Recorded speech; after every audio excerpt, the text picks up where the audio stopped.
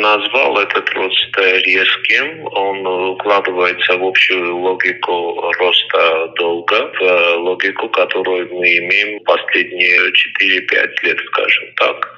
Фактором роста долга является дефицит государственного бюджета. Так как у нас бюджет дефицитный и дефицит существенный, можно сказать, то, конечно же, это приводит к росту долга правительства, можно так сказать. И в соответствии с этим мы имеем, определенный рост общей задолженности, но здесь ключевым моментом является управляемость долга. Является ли долг управляемым и являются ли ключевые индикаторы, которые очень важны для мониторинга долга, находятся ли они в диапазонах, которые позволяют нам оценивать долг как управляемый. На данный момент долг можно назвать управляемым, хотя, конечно же, легким его никак нельзя назвать. Существенно, мы каждый год платим или на обслуживание долга уходят существенные средства. Это нельзя назвать нормальным, но это та цена, которую мы заплатили за то, чтобы экономика была устойчивой, в том числе в 2020 году, когда у нас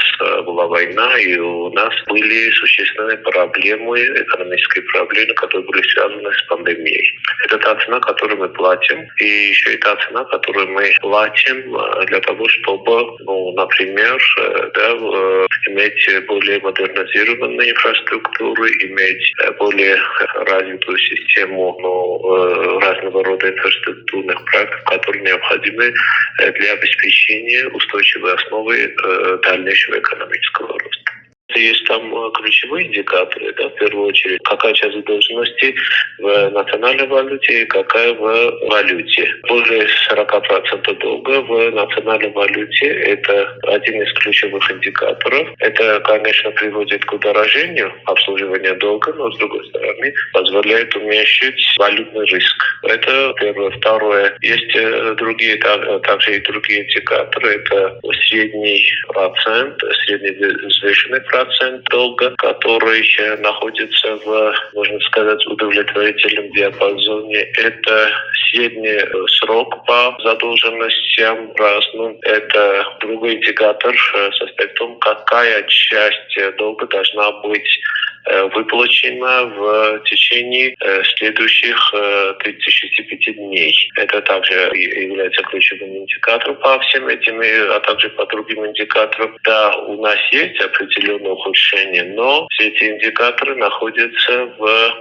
диапазоне, в определенного рода удовлетворительном диапазоне, что позволяет нам оценить долг как стабильный или управляемость долга оценить стабильным. Более 40% долга в армянских драмах, и к тому же существенная часть долга, более 40%, это внутренний долг. Это значит, что основная часть этой суммы – это задолженность государства, это задолженность правительства перед резидентами и своими гражданами и своими предприятиями. И второй еще и момент, если исходить из внешнего долга, то существенная часть долга – это задолженность перед международными финансовыми организациями. И если мы пытаемся оценить уязвимость долга в плане недостаточной диверсифицированности, то можно сказать, что наоборот, долг достаточно диверсифицирован и в плане пропорции внешнего и внутреннего долга, в пропорции в драмах или в валюте, и в пропорции задолженности перед государственными и международными организациями.